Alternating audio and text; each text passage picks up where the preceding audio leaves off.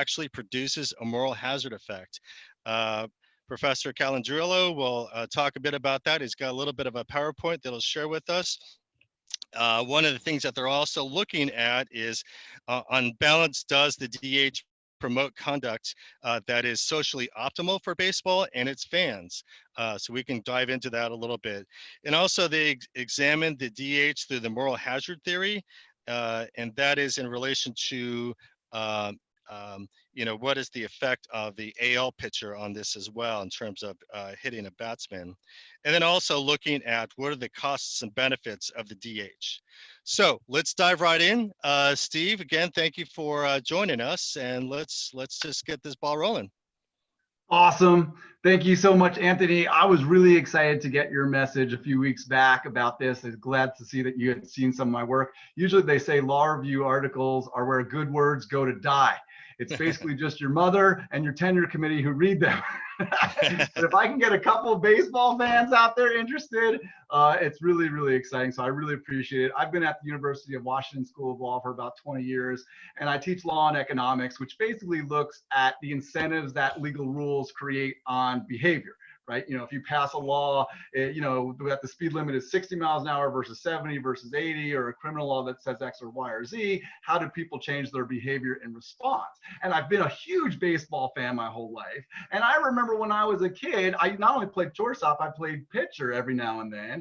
And my dad used to warn me because he said, hey, Steve, you got to be a little careful. I like to pitch high and tight and push, strong batters off the plate. And he's like, if you do that and you hit somebody in the head, they're going to come right back at you, right? They're going to be incentivized to retaliate against you, right? So he was always nervous about my safety and my health, even though I guess as a 12-year-old kid, I was a little bit less worried about it. But it prompted me to revisit this as a law professor in terms of, well, is there really this moral hazard problem? And if you don't mind, I'll share with you my screen here, and I'll share my slides that I use when I teach this subject in law school. So hopefully you can see it. This is the paper that me and Dustin wrote about 10 years ago entitled Baseball's Moral Hazard, Law, Economics, and the Designated Hitter Rule. And I'm going to put it on slideshow mode. And it examines the effects of the DH rule on pitcher behavior, both in the National League and the American League. Now, this group here, I'm really honored to speak to this group. I don't have to do much of the history of the Designated Hitter Rule with this group, because you guys are all baseball fans and baseball scholars, but all of you know that pitching had really become to dominate the game in the late 60s and early 70s. There was pitchers duels left and right, dramatically reduced attendance, especially in the American League, started to get the American League commissioner really, really nervous about the future of baseball in the AL. And so the idea was, how can we increase offense and increase attendance? They notoriously experimented with the DH rule in 1973, designating a player to hit in place of the pitcher. But obviously the National League, all the purists out there, many of you are probably on this Zoom because baseball fans tend to be purists, right? I kind of am an outlier as a severe baseball fan who likes the DH. Most of the purists hate the DH, the purists who like the National League. But again, it created a perfect data set because the National League refused to adopt the rule. And so now you can look at the effect of different legal rules on the National League versus the American League and see how people are incentivized to behave. A perfect control in the National League because they refuse to adopt, and the American League experimenting with this new rule. And as predicted, you had a dramatic increase in offense and in attendance right after the DH rule was imposed in 1973, right? I think you had 2,200 extra fans or so per game. I think it was like 8 American League teams drew over 1 million fans in 1974, when only 4 of them had done so the year before.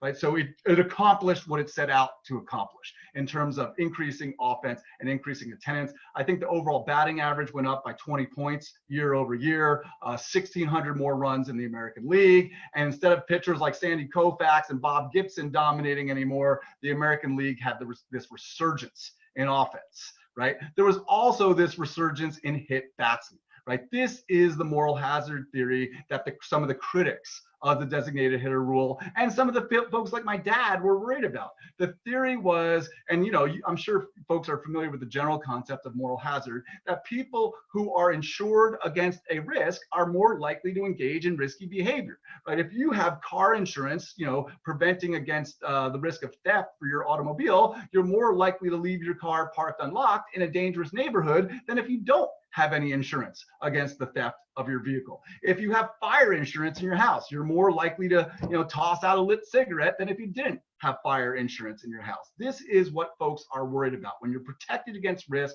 you're more likely to engage in risky behavior. And so the designated hitter rule as moral hazard basically creates the exact same scenario. Since American League pitchers no longer hit, they no longer have to face direct retaliation. They are no longer deterred by the full cost of making risky inside pitches. As my father was concerned, he did not want his son, bearing retribution during my next time at the plate. He didn't want to see me get hit in the head. And so it realigns your cost benefit analysis if you're pitching in the American League, right? Because you still get all the benefits of pitching inside, right? You back strong hitters off the plate, you intimidate them, you scare them, you take away some of their power, they don't dig in anymore, right? So you get all of those benefits without some of the costs, right? You still bear the cost of putting a batter on base if you hit them, but you don't bear the cost of facing retaliation in your next at bat. And so that's the moral hazard of the designated hitter rule in a quick nutshell. Now, economists have debated this moral hazard effect, right? Classic moral hazard was shown, if you read the articles that Anthony set out, Goff, Sugar, and Tolleson did the initial study from 1973 to 1990, looking at the skyrocketing hit by pitch rates in the American League compared to the National League, and found that there was a 10 to 15% increase in hit batters in the American League, unlike the National League. And so it basically supports this moral hazard theory, right? That now American League pitchers are more willing to pitch inside because they don't face direct retribution. Now, there have, however, been a lot of criticism of that theory and some alternative explanations. Some of the other articles that Anthony forwarded focus on the batter composition theory.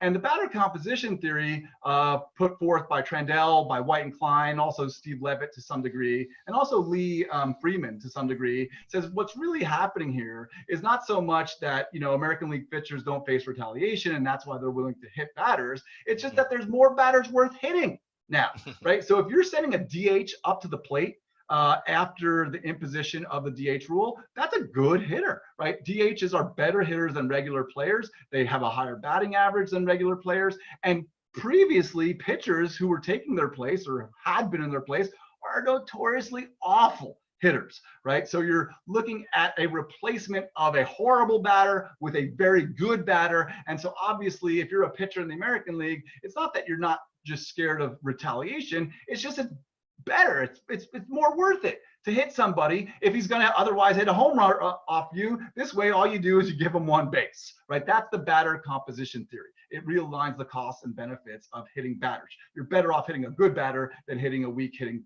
pitcher, right? So that's some of the criticism of the moral hazard theory, as well as Steve Levitt. Steve Levitt, you may have read, he wrote Freakonomics, brilliant economist from Chicago, really like his work. But he says, there's not really even this deterrent effect in the National League. He says, if you believe what Calandrillo is telling you about how, pitchers are victims of retaliation when they hit somebody, then it should show in the National League when they bean somebody that the next time that pitcher takes his turn at bat, he winds up getting hit. And the reality is National League pitchers are only hit 1 out of every 50 times they hit a batter. So if they hit a batter, the next time they come to the plate, it's a 1 in 50 chance. And he says, that's a really weak deterrent, right? If you're only going to get, retaliated against 1 out of 50 times, that's not really retaliation, right? It's only 2% chance. It's too weak. And so what I wanted to look at when I wrote this paper with Dustin 10 years ago is, well, which of these theories was actually right? Is it classic moral hazard, or is it batter composition theory? Is it the true hitters approach that Lee Freeman takes? And recent studies, and keep in mind these recent studies are from 13 years ago now, by Bradbury and Drinnen, use game level data rather than aggregate yearly statistics to look at hit batters. And this is much more valuable because year-long statistics can kind of mask effects that are going on in a single game. You know, in a single game, you might see a beanball, a green ball war, but over the course of 162 games, that kind of gets obscured. And Bradbury and Drinnen, basically their data supports both theories, that there is moral hazard, that American League pitchers are more willing to hit batters because they don't face direct retaliation. And it also supports the batter composition theory, that American League batters are more worth hitting, right? It's better, you're better off hitting a good hitter than hitting a weak hitting pitcher. And so they showed in their study evidence of both direct and teammate retaliation. So that supports the moral hazard theory. So remember that the Steve Levitt data about 1 in 50 National League pitchers face retaliation? That's a really misleading statistics because the regular rate that National League pitchers get hit at is 1 in 200. So they go from a 1 in 200 chance of getting hit by pitch up to a 1 in 50 chance of getting retaliated against after they hit somebody. So that's a 4-fold increase in their chances of getting hit by pitch. That shows retaliation, right? And so that would lead you to be a little bit shy about hitting somebody. And there's also lots of evidence of teammate retaliation. You see that in the American League too, right? So it's not the pitcher who gets retaliated against, it's somebody else on his team who gets retaliated against after his pitcher has hit somebody. So that supports the moral hazard theory. About half of what they showed that it's due to moral hazard, and half is just due to the fact that there's better hitters in the American League. You no longer have to face the pitcher in the American League, and so you're more willing to hit a slugger like Edgar Martinez than you are to hit a weak hitting National League pitcher. So both theories make some sense, and that explains why you might see some increase in hit batters. But what really gave me pause and what really made me think about the research done by Trandell and done by Steve Levitt is why hit by pitch rates have tended to converge over the last 20 years. So in the first 20 years after we passed the DH, lots more hit batters in the American League. It supports my theory of moral hazard, right? But in the last 25 years, hit by pitch rates have basically converged and they've narrowed down. And in fact, there's been some years in which the National League had even more hit batters than the American League. And so you have to ask yourself, why is this happening? You know, is it due to the batter composition theory? Is it due to the cost benefit theory? What I think it's really due to two dramatic effects that happened in the 1990s. And in the 1990s, in 93, we had our first expansion in a long time. I think it was it Colorado and who else joined? It wasn't Tampa. Tampa joined in 1998. It was, and I think Florida joined. Arizona. So you had Arizona join, and in the 1988, you had Florida Marlins join. You had the Tampa Bay Rays join, but they joined the AL, and you also had Milwaukee Brewers switching leagues. But what you basically had was 3 of the 4 new teams went to the National League. And so these teams, they sucked. They had pitchers who were terrible, and they were tremendously wild. And so their hit by pitch rates were really, really high, not because they were trying to hit people. It was just because they were not very good. If you were basically elevating minor league players to play in the major leagues in the 1990s on these 3 teams in the National League. And then even more dramatically, you saw the creation of the double warning rule, which went into effect, I think it was passed in 93 and the first season was 94. And again, the commissioner said, you know, we don't want these pitchers beating batters. We got to stop pitchers from beating batters. We got to ratchet up the sanction for pitchers beating batters. And so after the first intentional hit, both teams get warned, both managers get warned, both pitchers get warned, and they are told that the next guy who hits anybody, that guy is immediately ejected. And that guy, not only is that guy immediately ejected, his manager gets immediately ejected. So it's like vicarious liability. We're going to go after your manager as well. And almost always the pitcher gets suspended for some amount of games. It's often 5 games. And so we dramatically ratcheted up the sanction for beating somebody after you've already been warned. And the theory was, well, this is going to, you know, decrease people's incentive to go out and hit batters. After all, if you ratchet up the sanction and make it more draconian, people are going to be less willing to violate the law. But as any 10-year-old child will tell you, this rule or any rule can often have perverse second order consequences. What actually happened after the passage of the double warning rule is that National League pitchers now realized that they were insulated against retaliation. As long as they were the first pitcher to hit somebody, right? And then the umpire would come out and warn him and also warn the opposing pitcher. They basically made it so that it became much more difficult to retaliate, because it wasn't the guy who first hit you that got punished, it's the second guy who hit. I have 4 kids, and usually I wind up punishing the guy who hits back, right? Typically when I punish my son for hitting his sister, he's like, she hit me first. And I'm like, well, I didn't see that. Or, you got to get over that. You hit her. That's the hit I saw. I'm going to suspend you. I'm going to punish you.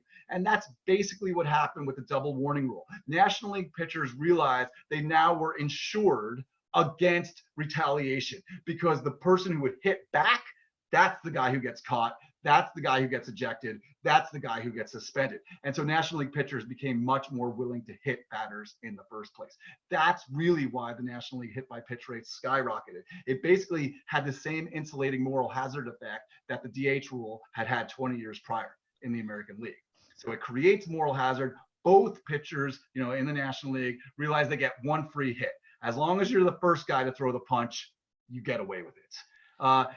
And that doesn't end my analysis, though, because even though I do think there is this moral hazard now, both created by the designated hitter rule and second created by the double warning rule, you have to ask, I'm an economist, well, is it worth it, right? What's the cost benefit analysis? Because a lot of critics have said, well, if it's creating all this moral hazard and now pitchers are beating batters 15% more than they used to beat batters, that's a bad rule.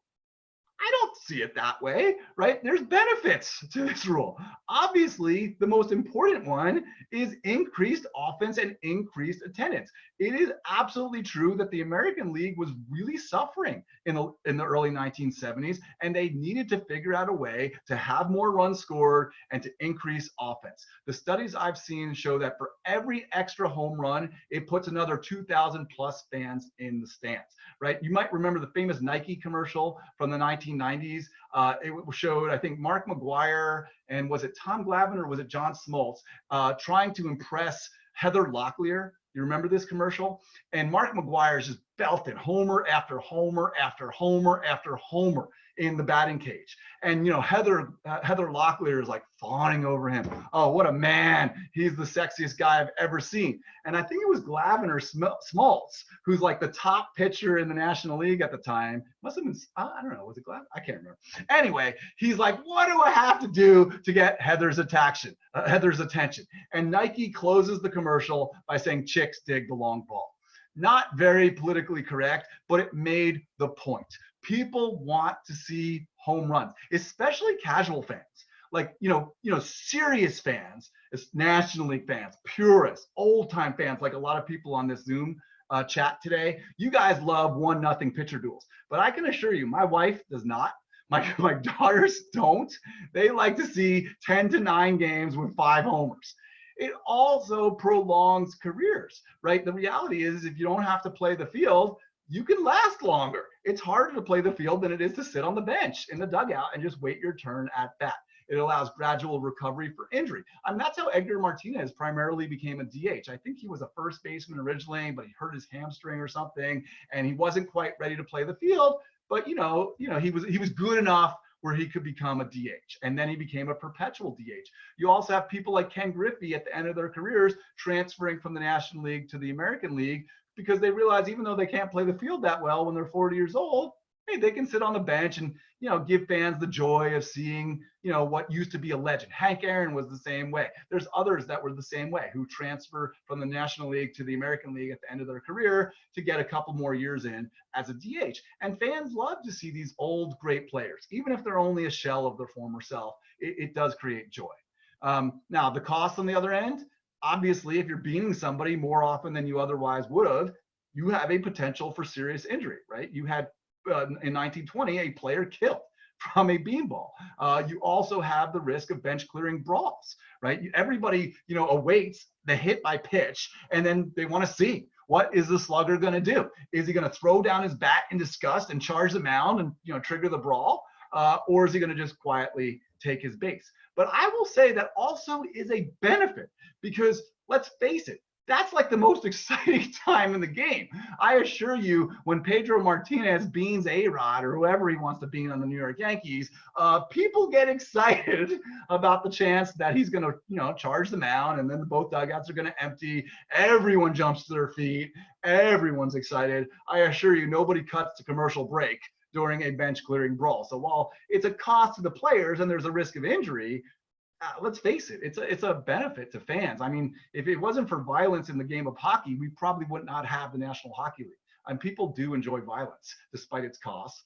Now, obviously, it also alters managerial strategy. All my National League friends, they hate the fact that you've destroyed the strategy of the National League and figured out when you're going to take out the pitcher. You know, he's rolling along, but he's losing 1-0. It's the 6th inning. You know, you got a man on second base. There's 2 outs. The pitcher's turn at bat comes. You know, are you going to pinch hit for him? Are you going to leave him in because he's, you know, he's only given up 1 run in 5 innings so far? You know, there is this element, strategic element that is present in the National League game that you no longer have in the American League game, right? So I do think that is a major cost, especially from the perspective of National League fans. It takes away that element of the game. And American League fans, like, you know, we don't have to worry about that. We don't have to think about that. Maybe it makes for an easier managerial strategy in terms of when you take your pitcher out.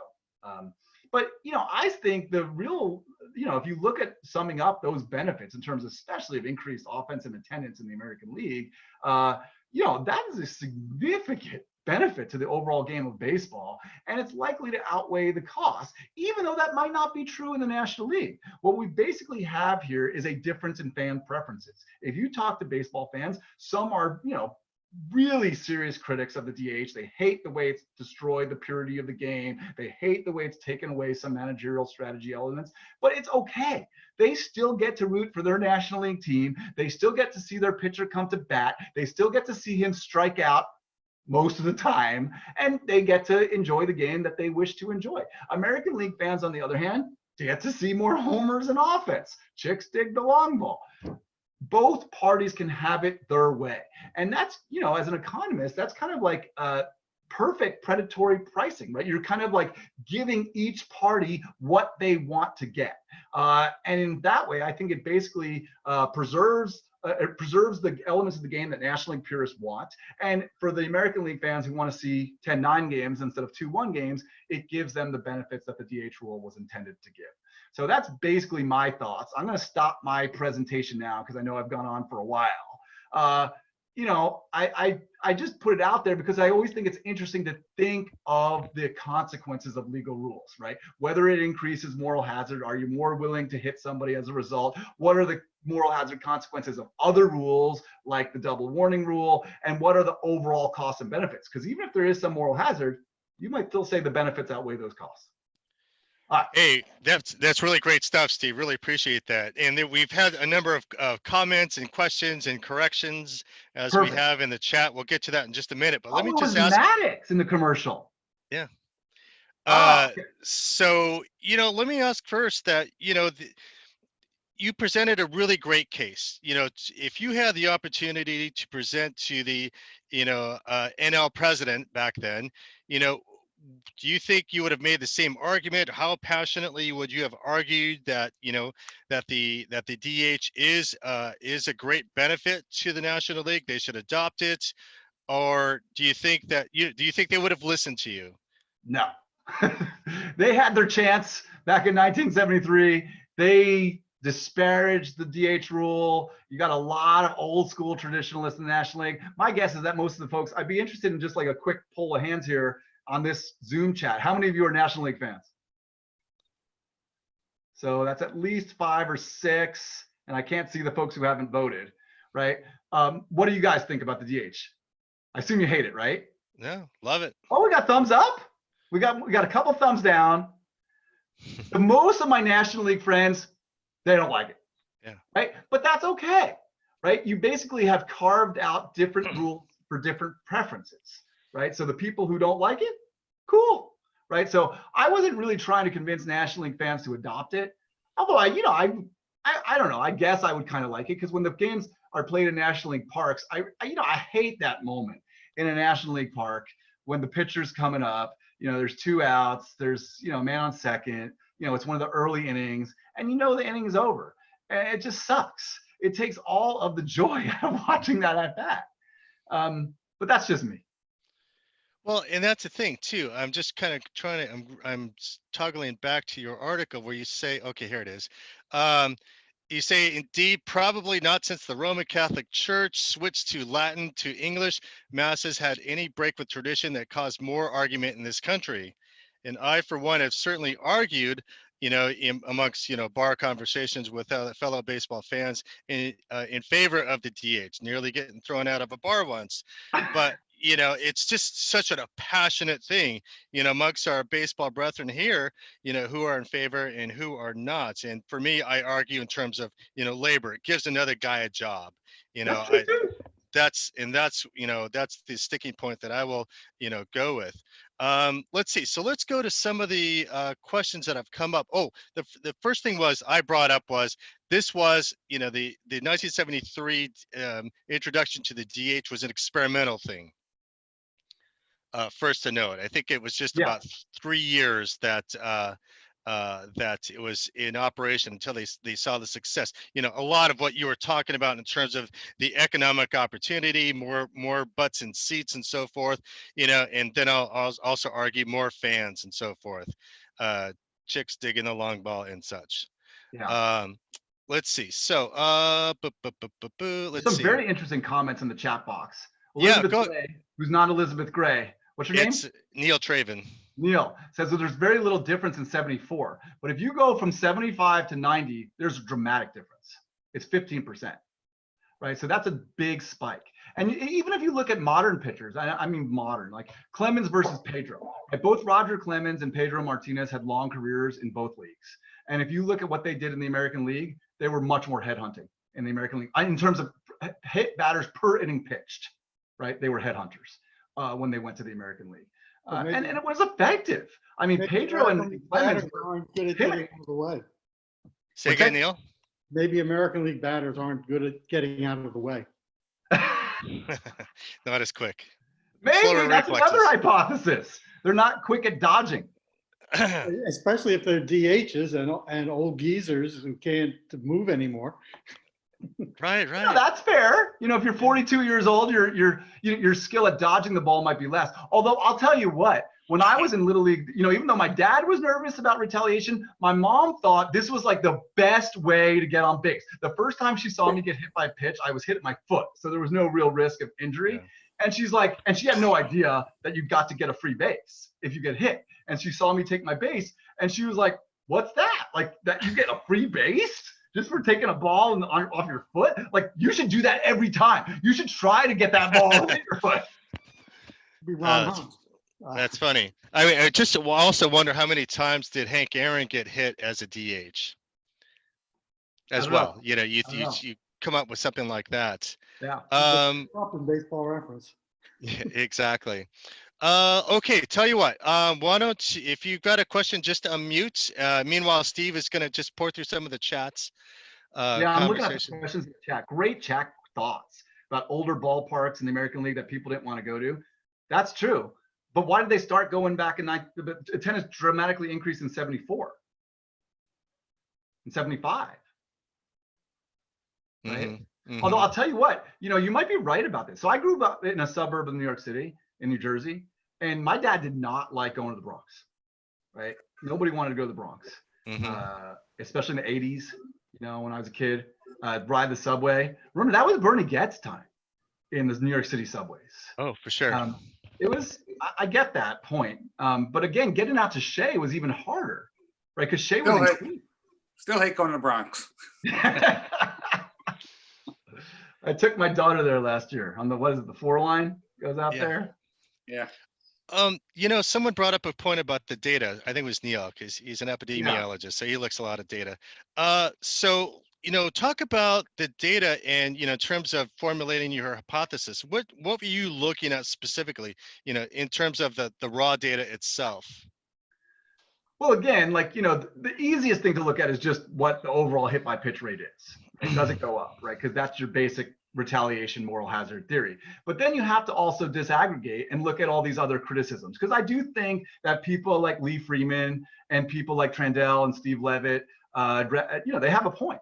And Bradbury and Dridden found both effects, right? Because it is more worthwhile to hit a good hitter like a DH than it is to hit a terrible hitter like an NL pitcher, right? Nobody wants to hit a pitcher who's going to strike out. Why give him a free base? So I think both of those effects matter. But I was surprised to see that not a lot of folks talked about expansion, because there was asymmetrical expansion. The National League got way worse really quick compared to the American League, and those pitchers were not good. And especially the double warning rule. I mean, the double warning rule, anytime you pass a law, right, you want to make sure it has the effect that you think it's going to have. Right? Because if it has the opposite effect of the one you're trying for, that's a rule you got to revisit and repeal. Right, absolutely. Let's see. Okay, let's look at this. Labor peace after 72 strike impacted attendance spike. Okay, so Ryan brings up a good point there. Looking in terms of the kind of the social historical context in terms of more butts and seats. So I think that kind of added to that as well over the next couple of years. That's a good point. But I do think the American League had a very different spike than the National League had. The National League was good. The National League did not have nearly the same attendance problems as the American League had in the early 70s. It was not nearly as bad. Right. Okay. Questions. Feel free to unmute and ask. Hey, I have a Bob. question. go ahead. All right, I'll go. Thanks. Go ahead. Great presentation, Steve. Just want to ask you, when I have this debate with my American League friends, they always bring up the fact that, they don't want the pitcher getting on base because of fear of injury. Has that ever come up that's in true your too. analysis? Yeah, I didn't look at that, but it's interesting because Tanaka, I'm a Yankees fan. You remember last year, Tanaka got on with I don't know, was a walk or a single or so. He got on somehow. He was in the National League Park and he made his way around the bases and he was on third base. It was a key game last year. And there was a fly ball hit medium deep into the outfield. It was deep enough that he should have scored pretty easy, I thought. And he tagged up from third and he pulled a hamstring running home. And so that sucked. You don't want to lose somebody like Masahiro Tanaka, trying to score on a fly ball. So I guess, obviously, anytime you're running the bases, there's a small chance of injury. But actually, the bigger chance of injury is just swinging the bat, that you'll pull a muscle in your rib cage, right? Because these pitchers are not used to swinging the bat. And to be honest with you, I almost pray when I see Tanaka or somebody else going up to bat when we're in the National League Park. I'm like, just take the strikeout. Just don't even swing. I'll be cool with you just going back to the dugout. But that is obviously, not the way you should think about an at bat. You're scared of getting hurt, so you don't want your player to swing a bat. The pitcher they always bring up is Chien-Ming Wang. What's that? The pitcher they always bring up is Chien-Ming Wang getting hurt running down the bases. I remember that too. Yep. So there's a risk. Bob. Yeah, well, my scout friend Larry D'Amato, he has 4 more World Series rings than this whole group. He likes the DH because it adds offense, and so does John Thorne. John Thorne likes for the same reason. And I kind of I'm a National League Milwaukee Brewer fan, and I don't like the DH, but I like it a little more, and I think one of the reasons is the way that baseball works, and within the last few years with the 3 true outcomes, and really it's gotten more boring, and most innings are not scoring innings, and that it's, I hate to say that because I feel like I'm going to get drummed out of SABR, but baseball has gotten boring, and that's one of the reasons, the analytic kind of thing and 3 true outcomes, and that's made the DH more attractive. Yeah, I think you're right. I got one other point. I see that I know that DH is coming to the National League. I concede it. It's coming. I get it. And I see because the pitchers now because of the way the same metrics are, the pitchers are throwing 100 pitches. They're out by the 5th, 6th inning. They're only getting batting once or twice anyway. That's So you might as well bring it in. Yeah, Got it. that's definitely been a big change in the last few years. Tim Herlick, you had a question about the DH and the minor leagues. Yeah, I was just wondering, since the minor leagues went from no DH to DH at varying times, would it be worthwhile to compare hit by pitches in each of those leagues and see if the same trend developed as in the major leagues? Yeah, I think that'd be a good data set. Don't the minors do it like the World Series, that if you're in a National League affiliates park, you don't have a DH, and if Oh, you're the win in Rome rule. Yeah. Which way did they do it? Is everybody have a DH now? I think they only use the DH. They always use the DH unless there's 2 National League affiliates in the game. And then they hit your pitch. But even if it's just one, then they have the DH. And the corollary to that is you can have a collegiate career and a minor league career and make it to the majors as a pitcher without ever having to bat.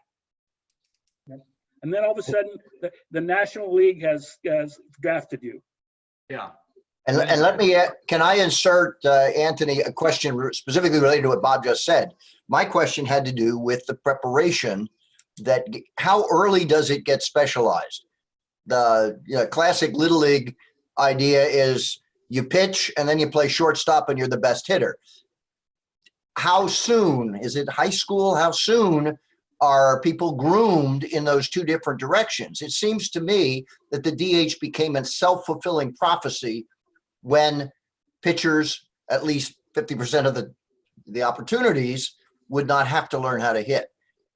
So that was a question. I don't know whether anyone in the group would have the answer to that. I have no idea. off the top of my head, I would guess that it happens when you're at a level where you can really start thinking maybe somebody's going to be a pro here. You know, in Little League, the greatest hitter in your Little League wasn't good enough to be a pro. But in college, maybe a good college, then you're starting to see guys who can be. But I do think in high school today, you know, the pitching especially has become very, you got to hit 95 on the radar gun, and you know, you're being groomed at a very young age to get the speed, the velocity up. And I know a couple, I live in Shoreline, Washington. We've had a couple, actually Blake Snell is from the high school that my kids go to. You know, and there's another kid who was drafted by the Cardinals a couple years ago in the 8th round and got 3rd round money. These kids at age like 12 or 13, you know, they're playing with traveling leagues. In fact, some of them don't even play on their high school teams anymore, right? They're just groomed at such a young age to get the velocity up, and they're working on that. So you're right. There's much more specialization today at a very young age. For sure. Absolutely. Let's see. Let's go back to the chat here. We'll work our way up. David, you said in this day and age when starting pitchers only go 6 innings, there are about 7 to 8 at bats where the DH bats and a pitcher would normally bat.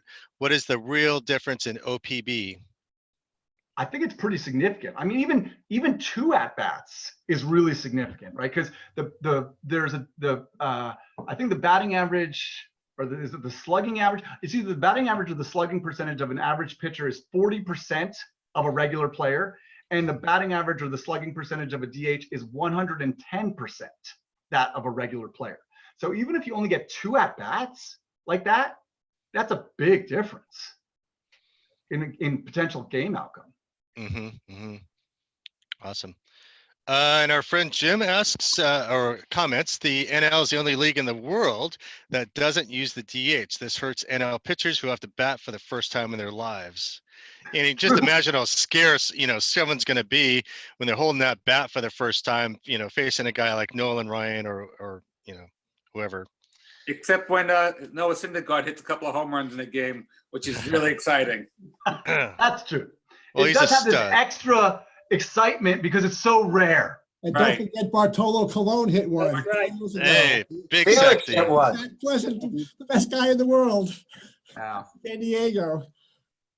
Jim has a question, it looks like. Yeah, just one more thing about don't you think with the new labor agreement that's going to be coming up pretty soon, it's going to be a sure thing everybody's going to be, they're just going to impose the DH on the National League and they're not even going to have a choice? What do you guys think about that? Is there even going to be a National and American League? I thought they were going to blow it up completely and go to regional. Yeah, that's going to be really interesting. The 30 teams going into 3 different leagues. I think that'll be really interesting. So I'd be interested to I see, suggested that. Steve. Yeah. I And suggested the middle one's going to be called the like 5 Federal years League. ago. I did. I did a whole presentation with a 3-way you World did. Series. Yes, It'd be really Ah. cool. you did. A round robin World Series. Gotcha. You heard it here first, folks. David Alvarez, prognosticator. Steve, so that's a great question. What do you foresee with that? I mean, the American League teams, National League teams, that's kind of blown up a bit, at least for, however many games that they could put in, 70, 80, 90 games. I mean, that's got to have some kind of impact. No, I would love to see it, obviously, but that's because Yeah, I'm an for sure. American League fan. I'm a DH fan. So the hardest part with baseball is, you have, a lot of traditionalists, purists, like a lot of folks on this group. And, when I went to the Hall of Fame to give this talk, 80%, because I did the same survey with the group Mhm. there, and it was a group of about 100 people, and I'd say 80% of them were opposed to the National League going with the DH. So, but some of us are also dying out too, like young kids, casual fans. I think they like the DH. American League fans like the DH. I think women disproportionately like the DH, but that's because they're more casual fans. Again,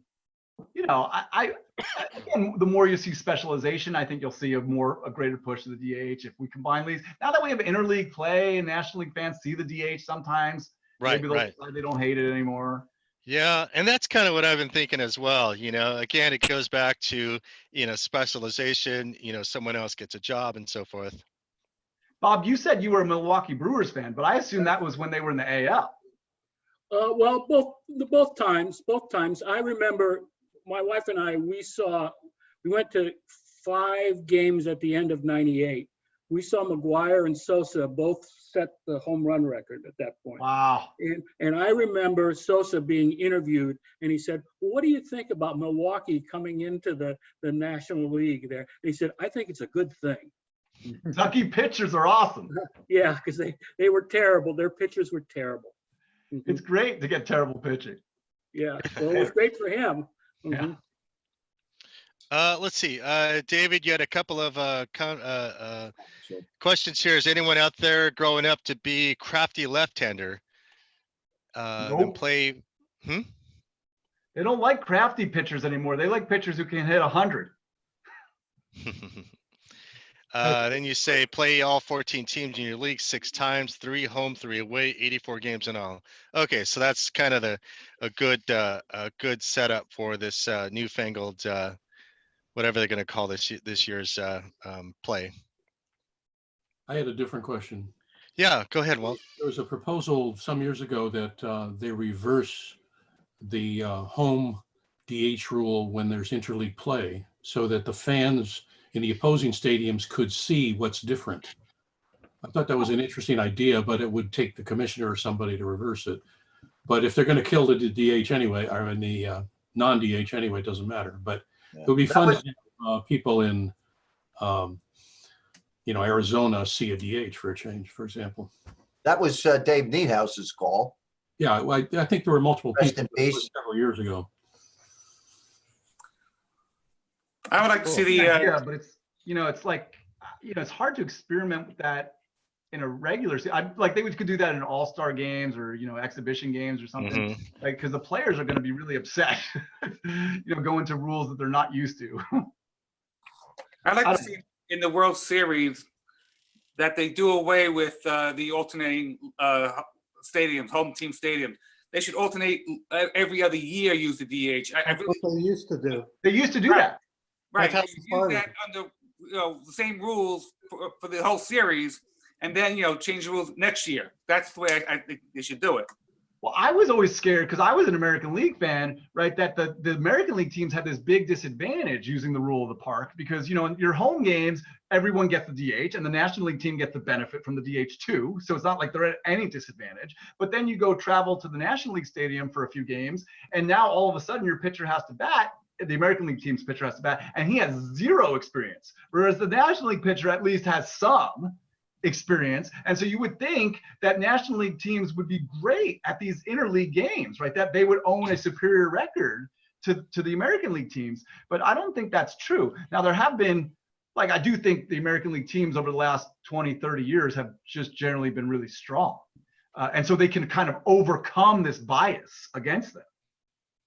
Well, the National League game has a real advantage in roster because there's a space for like multi-position switch hitting players that can be substituted in various ways in various roster spots where that doesn't, in the DH, with the DH, it's just, oh, DH is in there, you know? Yeah, they don't have it. Mm-hmm. And especially in the last 5 or 10 years, because now we have so many more pitchers being carried, right? When I was a kid, like, you know, you only carried like 10 pitchers. Now you carry 14 pitchers, right, for a regular game.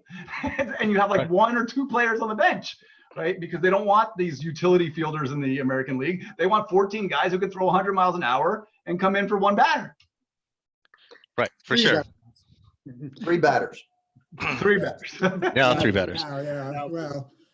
All right. So David asks, do we hate the idea of a prearranged neutral site for the World Series to have warmer game temperatures and no rainouts?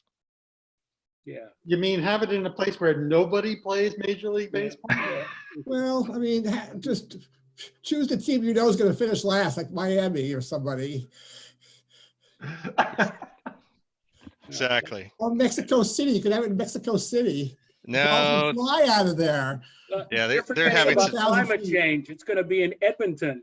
You're forgetting about Yeah, climate right. change. Yeah, why not? Yeah. Because the fans have waited in a city. Play in Tokyo. The time zone difference would be problematic, but Yeah, but I think William was getting, you know, the fans in that hometown are going to be pissed off if they can't see their team. oh, for sure.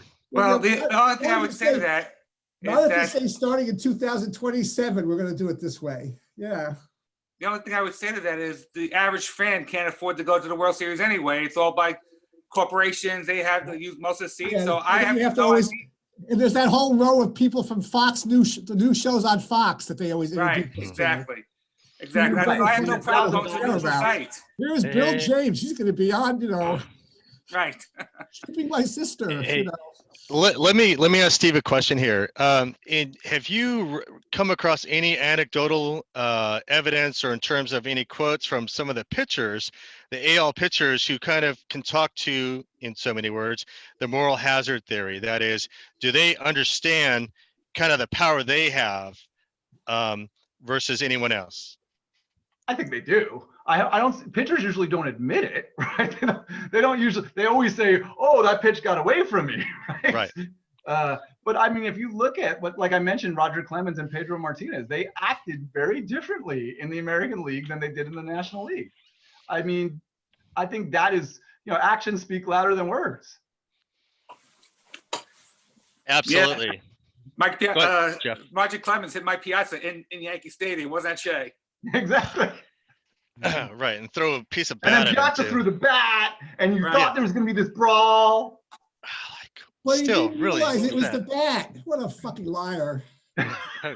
Yeah, what ridiculous that was. Yeah. So, you know, Steve, tell me, you know, who did you enjoy, you know, as a Yankee fan, you know, who did you enjoy watching, and, you know, how did they inspire you in some of these, you know, thoughts as you're putting your papers together? When I was young, my favorite player was Greg Nettles, the third baseman for the Yankees.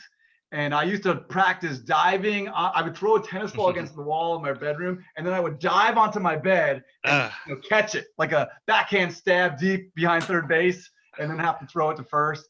And then after Greg Nettles, it was Don Mattingly, right? And I followed Mattingly for a long, long time. And back then, I really followed closely. I mean, I could have told you his batting average after each at bat. Like I followed it that close. Every single at bat, I knew what his batting average was.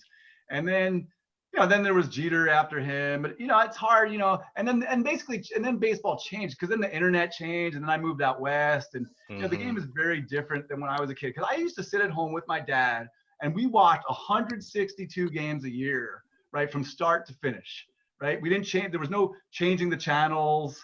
Like we just sat there for 3 hours and bonded, right? And it's hard. I can't get my kids to do that with me.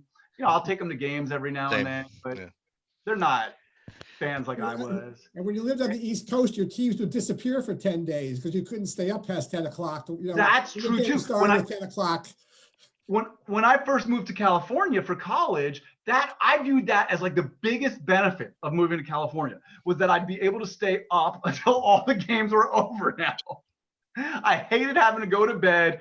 It was the middle of the sixth inning or whatever, and you don't know what's going to happen until you wake up the next day. That sucked, right? So going to California stopped that. But nowadays, I don't think I really regret the fact that I do think it's not the same. Like we look at all the people on the Zoom chat. We're old guys, right? Like there's my kids are not into it the same way. Right.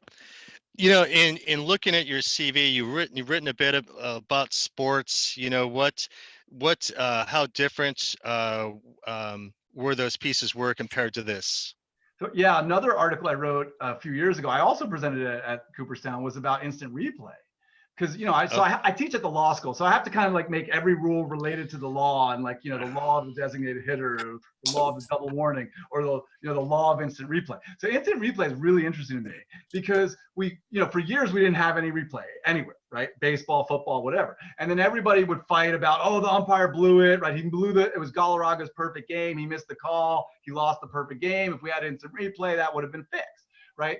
But the problem is the standard for overturning a call, in the NFL, also Major League Baseball, initially it was like almost indisputable proof, right? It was like 100% certainty that the call was wrong, right? And I think that is a ridiculous standard. I mean, we don't even require that level of standard to send a man to the electric chair for murder.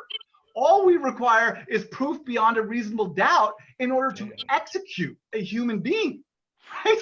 But we require higher standard than that in order to overturn a wrong decision by an umpire at first base, or in the NFL, whether the ball was trapped or not, or whether it was a touchdown or not. And so I think that instant replay, I think, has a lot of promise, right? Because we all want to have accuracy in sports, right? We don't want to see umpires or referees blow the call. But if you make the standard so high that almost no one can achieve it, you wind up leaving a lot of calls stand that you're 90% sure the call is wrong. And how does that help anybody, right? You passed instant replay in order to increase accuracy, right? And now we're barely overturning any calls, and we're increasing delays in the game.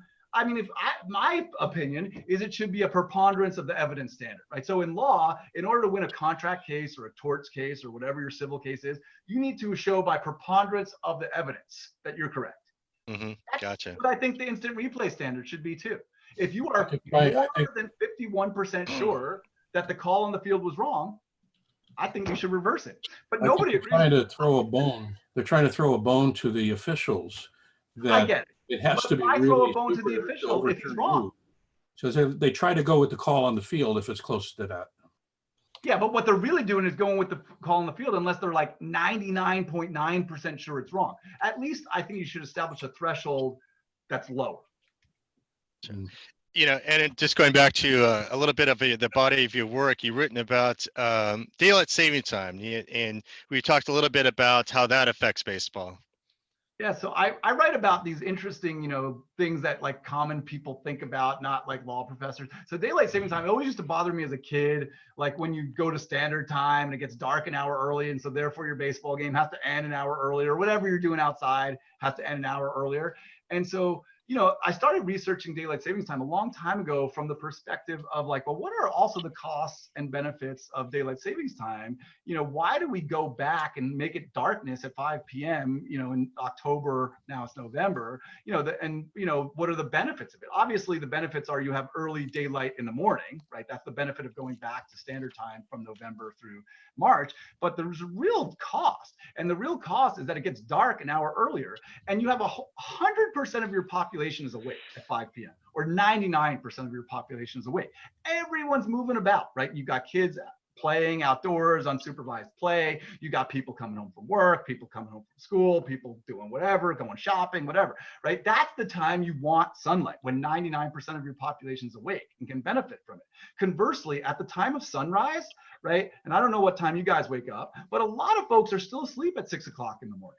Now, 50 or 60% of people are awake typically at sunrise, and it depends when sunrise is. And so obviously they benefit from a return to standard time.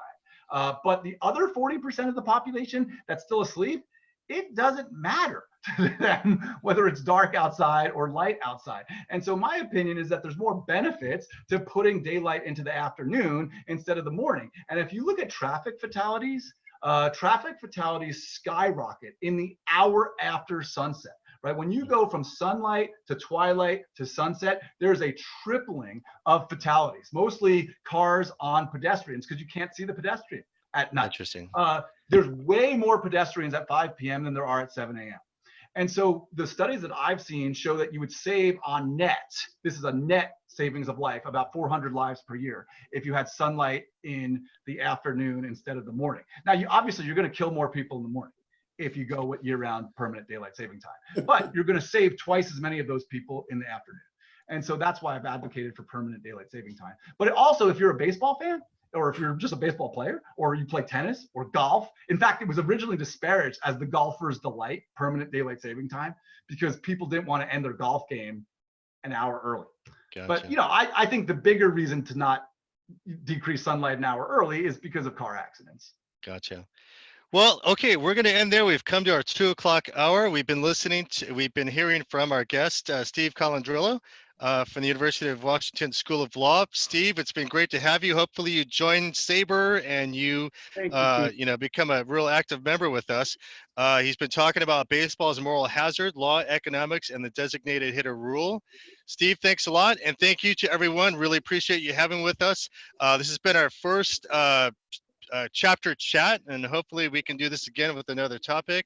Certainly would encourage you to think about a topic you'd like to talk about. I know SABR has been really good about hosting these virtual safe at home sessions. So again, everyone, thank you very much for joining us. Have a great weekend. Enjoy your Mother's Day as well. And Steve, again, thank you very much. Really appreciate it. Thank you guys so much. I really loved it. Thanks a lot. All right, you guys, take care. Bye. Be well. Bye.